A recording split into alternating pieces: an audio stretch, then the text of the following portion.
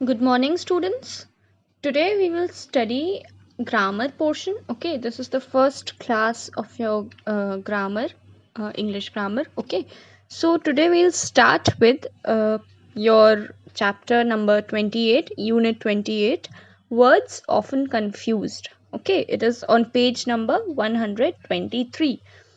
So there are certain words which sound similar, but they are different in their spellings and different in their meanings. Okay, words that have a similar sound but different meanings and different spellings. Okay, as you can see, there are certain examples. There are 10 examples given in your book. Okay, so these words which are similar in sound but different in meanings and spellings are called homophones. ठीक है, कुछ ऐसे words होते हैं जिनका sound जो है वो सेम तरह का होता है. ठीक है, दो या दो से ज़्यादा वर्ड जिनका साउंड सेम तरह का होता है लेकिन उनकी मीनिंग और उनकी स्पेलिंग दोनों अलग होती है. ठीक है, हम लोग कभी कभी गलत लिख देते हैं because we do not know the difference. ठीक है, तो इसीलिए इन वर्ड्स को होमोफोन्स कहा जाता है. फोन्स का मतलब होता है anything related to sound and homo means same. Okay, तो सिमिलर साउंडिंग वर्ड्स जिनके सिर्फ साउंड सिमिलर हो, स्पेलिंग एंड मीनिंग अलग हो, उन्हें होमोफोन्स कहते हैं. ठीक है, तो इनमें से कुछ एग्जाम्पल्स हम लोग देखते हैं. जैसे कि फर्स्ट एग्जाम्पल है एक्सेप्ट और एक्सेप्ट. ठीक है, ACCEPT एक्सेप्ट का मतलब होता है किसी चीज को स्वीकार करना, किसी चीज को मान लेना. ठीक है, एंड EXCEPT एक्सेप्ट का मतलब होता है के अलावा. ठीक है, means something that is accepted. मतलब कोई ऐसे, जैसे हम लोग बोलते हैं ना एक्सेप्शन है, ये एक्सेप्शनल केस है, मतलब वो बाकी चीज़ों की तरह नहीं है. ठीक है, तो जैसे जब हम लोग ACCEPT एक्सेप्ट यूज कर सकते हैं in a sentence like we can not accept your offer. ठीक है, तो हम लोग इसका मतलब क्या है कि हम आपकी ऑफर एक्सेप्ट नहीं कर सकते. और एक्सेप्ट EXCEPT एक्सेप्ट का मतलब होता है all except Raman were present in class. मतलब रमन के अलावा बाकी सारे स्टूडेंट्स क्लास में प्रेजेंट थे. ठीक है, ऐसे ही और भी वर्ड्स होते हैं जैसे बेर एंड बेर. BARE बेर का मतलब होता है नंगे पाँव या फिर किसी not covered you can say. ठीक है, किसी चीज़ की कवरिंग ना होना. या फिर BEAR बेर इज एन एक चीज होता है वो animal. BEAR is an animal, वो तो आप लोग को पता होगा. और एक BEAR होता है टॉलरेट करना किसी चीज को, किसी चीज को बर्दाश्त करना. आप लोग सेंटेंस पढ़िए, इसमें एग्जाम्पल्स समझ में इसके थ्रू आपको वर्ड समझ में आ जाएंगे. His feet were bare even in the cold weather. I could not bear the insult and left my job. ठीक है, थर्ड वर्ड हमारा है caste and cast. CAST cast का मतलब होता है जो पात्र होते हैं. जैसे कोई ड्रामा हुआ या कोई सीरीज हुई या एक्शन हुआ, उनमें जो कैरेक्टर्स होते हैं, जो पात्र होते हैं, वो होता है कास्ट. और CASTE कास्ट का मतलब जाति वगैरह, जो हम लोग फॉर्म वगैरह भरते हैं उसमें आता है ना caste, which caste do you belong to. ठीक है, वो वाला कास्ट. इसका एग्जाम्पल है what is the cast of this play. मतलब इस प्ले मतलब होता है नाटक. इस नाटक के कास्ट कौन कौन है, who are the characters in the play. ठीक है, and B1 is India has earned a bad name for its rigid caste system. Next है हमारा डायरी और डायरी. तो डायरी का मतलब हम लोग सब लोग जानते हैं, डायरी जैसे स्कूल डायरी होती है. ठीक है, और डेयरी क्या होता है, डेयरी वो जगह होती है जहाँ पे गाय भैंस रहते हैं. ठीक है, जहाँ पे गाय भैंस को पाला जाता है. उन लोग हमारे घर जो ग्वाला आते हैं वो लोग कहाँ से दूध लाते हैं, डेयरी से ही लाते हैं ना.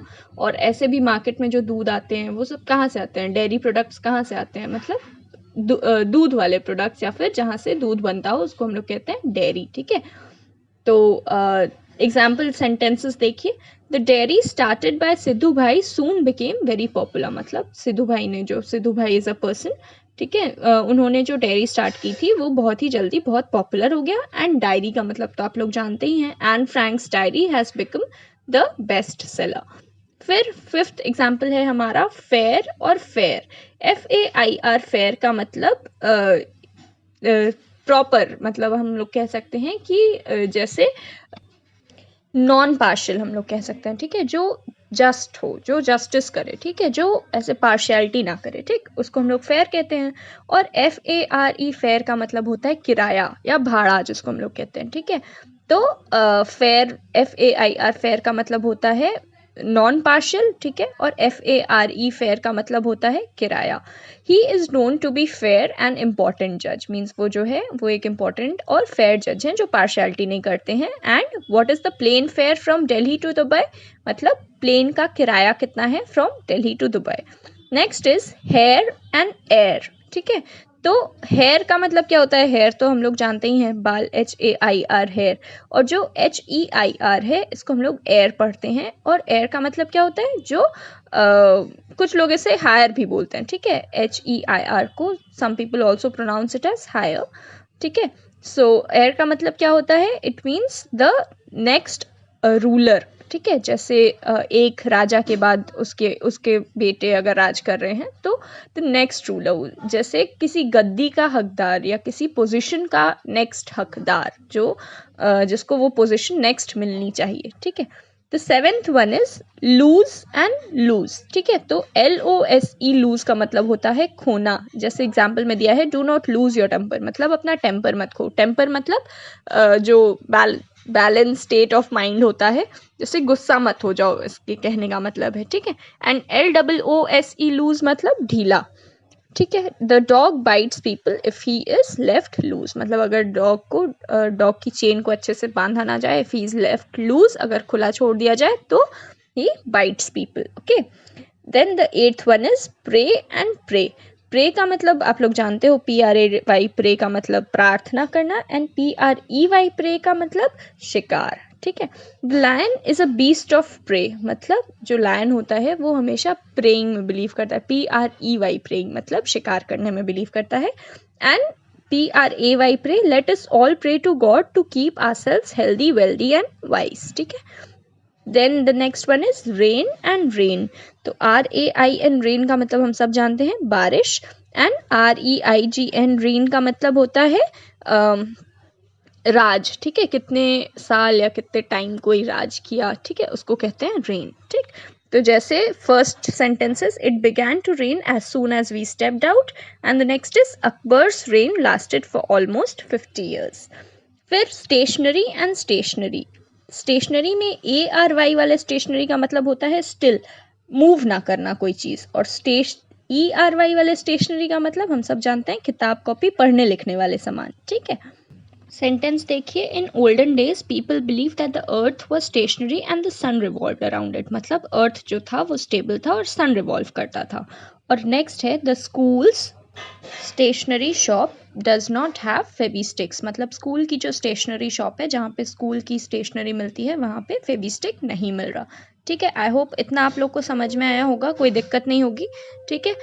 तो होमोफोन्स क्या हमने पढ़ा कि same sound but different meaning and spelling. Next page पे, मतलब पेज नंबर 124 पे आपके जो दो एक्सरसाइजेज हैं, एक्सरसाइज 1 एंड एक्सरसाइज 2, आप लोग ये दोनों एक्सरसाइजेज करेंगे, ठीक है। मैं कल आप लोग को इसके आंसर्स भेजूंगी, आप लोग बुक में ही करेंगे ये दोनों एक्सरसाइजेज, ठीक है, with a pencil.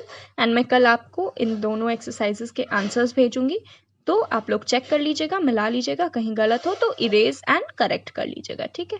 I hope इतना आप लोग को समझ में आया होगा, कोई दिक्कत हो तो जस्ट कमेंट।